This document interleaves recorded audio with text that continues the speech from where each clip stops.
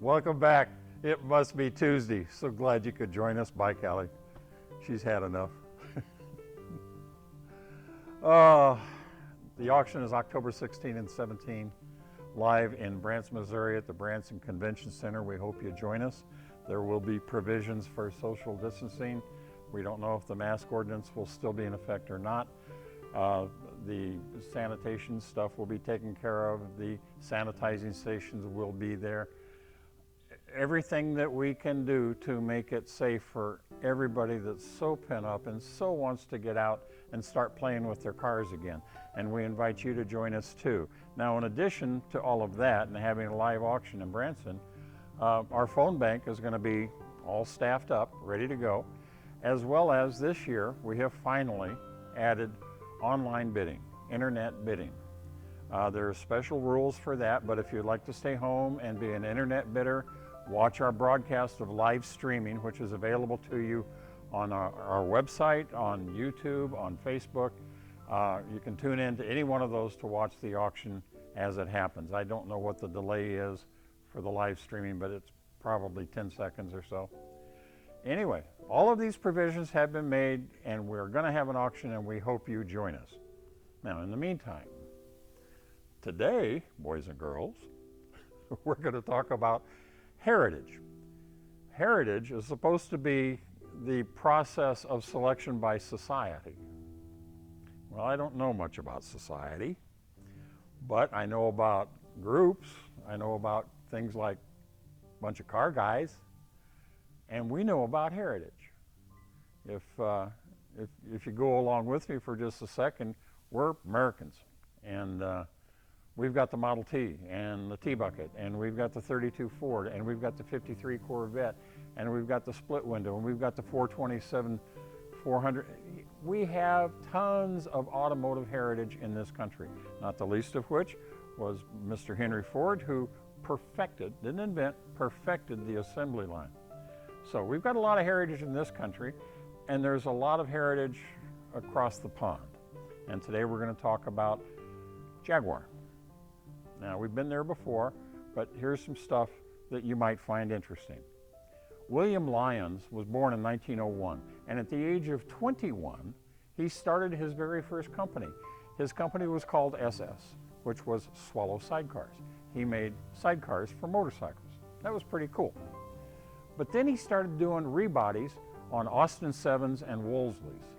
You may not recognize them for what they are, but they were very popular in England, and by putting fresh bodies on them, it became a lucrative business for William Lyons. But he recognized the need and the desire for a sports car. So the very first one he did was an SS90, okay? Then he did the SS100, and I restored one of those. It's quite a process. And that started to take off, and then something else happened. It was called World War II. Now, after World War II, he came right back to his company, and the very first car he produced post-war was the XK120. The XK120, 1951, won the 24 Hours of Le Mans. You may not be too hip on Le Mans, but let me tell you something. In our country, the Indianapolis 500 is the end-all be-all. And the Daytona 500 is the end-all be-all. That's what we think about when we think about racing in this country. On the rest of the planet, there's two kinds of racing. There's Formula One, where Lewis Hamilton is leading the championship again. And then there's the 24 Hours of Le Mans. When you win the 24 Hours of Le Mans, and you're in France, England, Germany, Spain, Italy, you are a hero and you can do no wrong. It's the most famous race on the planet. So, Sir William Lyons, with a design by Malcolm Sayer, and they put all of this together and went to Le Mans and they won. They started out with a 3.46 cylinder twin cam, then it went to a 3.8. Later on in the XKEs, it came to a 4.2 liter. And then, we've talked about it, XKEs, we don't need to go there anymore. But the last of the XKEs, 71 to 74, they had a V12 engine. And that early V12, I think, was 5.3 liter. Now, that didn't get raced that much in Europe, but it got raced a whole bunch over here. It was raced by Bob Tullius, #1, on the East Coast in SECA championships. That's Sports Car Club of America. On the West Coast, it was raced by Joe Huffaker and his group. They had 480 plus 500 horsepower to play with, and they won the SECA championship 3 times. All right, now, so we started back here with sidecars, went to rebodied Wolseley's, into the 120, the XK140, the XK150, then the XKE, Series 1, Series 2, Series 3 with the V12. And then what? Well, XKE stopped in 1974. So in 1975, we have the XJS with the V12. This is what you call a sports tour, okay? It's luxury at its finest. This one's a cabriolet. They also made a coupe. Fantastic cars.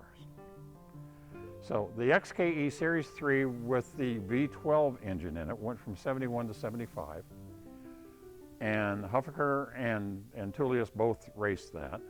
And they were really, really successful. But then it went on to, with this V12 engine, the basics of the V12 engine, to the XJR9. That won Le Mans in 1988. What's the heritage of all this? Well, we go back to William Lyons, Sir William Lyons. He had the idea, the concept. He was a businessman. That's who employs people, by the way, the people that own the companies they employ. My politics are showing again, aren't they? Malcolm Sayer was the designer. You gotta have great design. I mean, look at this. It's fantastic. And then there was Bill Hayes. He's the engineer. Well, what a combination.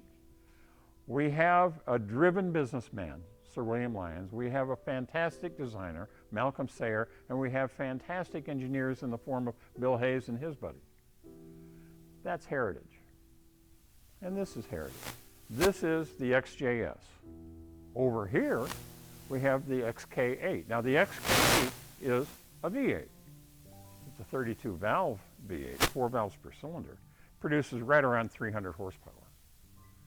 What a fantastic car this is. And the modern design, when this first came out, Kathy and I thought, you know what, that starts to look like the XKE again. So this one was even more popular than this one. Well, here's the rest of it. Both of these are going to be in the sale in October. October 16, 17, Branson Auction, Branson Convention Center. And you'll have the opportunity to purchase either one at auction. They have both been serviced by Branson Collector Cars, the shop. Jason Smith manages the shop. Give him a call. They're both rocking and ready to go. They're both automatics. They both have air conditioning, power steering, all the bells and whistles. And they're both available October 16 and 17 at the Branson Auction. We hope to see you there. Hey, Callie, come here, honey. You want a cookie? Huh? You want a cookie? I got a cookie for you. Got a cookie for you too. It's called a Jaguar.